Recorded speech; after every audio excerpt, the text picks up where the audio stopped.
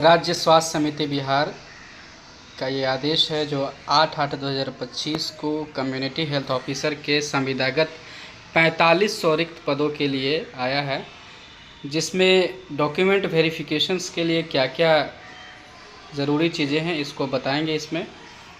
तो document verification के लिए तिथि, समय एवं स्थान जो 11 अगस्त, 12 अगस्त, 13 अगस्त, 14 अगस्त और 18 अगस्त 2025 को होना है, जो आपको स्वास्थ्य एवं परिवार कल्याण संस्थान शेखपुरा पटना में होगा।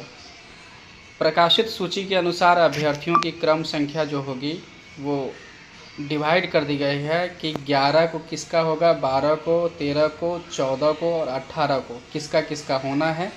ये सीरियल वाइज अपना देख लेंगे। सीरियल भी आ गया हुआ है कि किन बच्चों का हुआ है।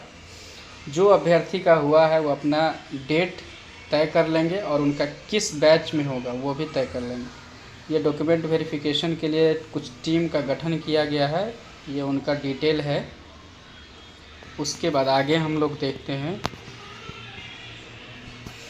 ये टीम वहाँ मौजूद रहेगी, ठीक है।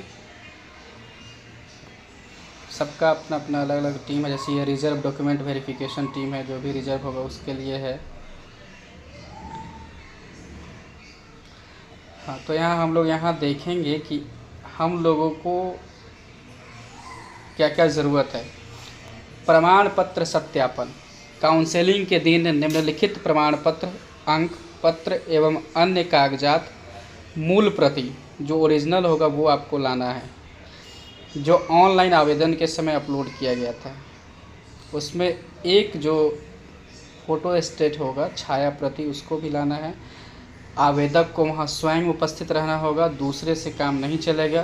प्रमाण पत्र सत्यापन के लिए जो टीम गठित किया गया है उसको क्या क्या डॉक्यूमेंट चाहिए उस टाइम में, तो आप जो ऑनलाइन भरे थे उसके आवेदन का जो एडमिट कार्ड होगा, एडमिट कार्ड चाहिए।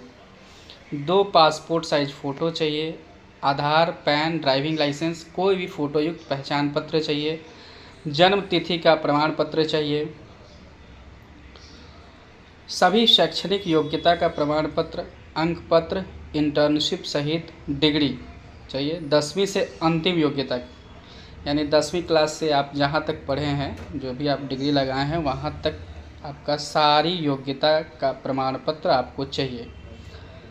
सक्षम प्राधिकार द्वारा निर्गत प्रबंधन प्रमाण पत्र, सक्षम प्राधिकार द्वारा निर्गत एनेक्सर 1 CCH कोर्स का प्रमाण पत्र जो भी लागू हो आपको उसको देना होगा। ऑनलाइन आवेदन भरते समय आरक्षण का दावा के अनुसार सक्षम प्राधिकार द्वारा निर्गत सभी प्रमाण पत्र, जैसे स्थायी, जाति, क्रीमी लेयर, आय, परिसंपत्ति जो भी आप लगाए थे वो आपको देना होगा। अगर हैंडीकैप्ड है, कोई दिव्यांगिता है तो उसका सर्टिफिकेट लगाना होगा। स्वतंत्रता सेनानी है, स्वतंत्रता सेनानी के पोता पोती नतनी का आरक्षण का अगर दावा आप करते हैं तो उसके लिए भी आपको प्रमाण पत्र लगाना होगा। विभागीय कर्मी के रूप में उम्र सीमा में अगर आपको छूट मिला है तो उसके जो सक्षम प्राधिकार से निर्गत कार्यानुभव प्रमाण पत्र आपको लगाना होगा। उसके अलावा भी अन्य संबंधित प्रमाण पत्र, अभिलेख जो भी उससे रिलेटेड होगा वो लगाना होगा। वही प्रमाण पत्र अंक मान्य होंगे जिसका उल्लेख उम्मीदवार ने अपने मूल ऑनलाइन आवेदन में किया है। कोई भी प्रमाण पत्र, अंक पत्र अपलोड नहीं किए जाने पर अभ्यर्थिता रद्द करने हेतु समिति स्वतंत्र होगी। यानी जो भी आप सर्टिफिकेट फॉर्म भरते समय आपने लगाया था वही चीज़ लगाना होगा। जैसे कि आवासीय जाति आय आप उस टाइम जो लगाए थे वही इस बार भी लगाना होगा। ये नहीं कि अब दूसरा भुला गया तो हम दूसरा लगाएंगे, वो नहीं चलेगा। आवेदक द्वारा वैसे प्रमाण पत्र, अंक पत्र जिसका उल्लेख अपलोड ऑनलाइन आवेदन में नहीं किया गया होगा, उस प्रमाण पत्र को सत्यापन के दौरान समिति द्वारा स्वीकार नहीं किया जाएगा। इस आधार पर अर्हता, आरक्षण, कार्यानुभव के अधिमानता से वंचित रहने वाले अभ्यर्थी स्वयं जिम्मेवार होंगे तथा भविष्य में उक्त के संबंध में कोई दावा मान्य नहीं किया जाएगा।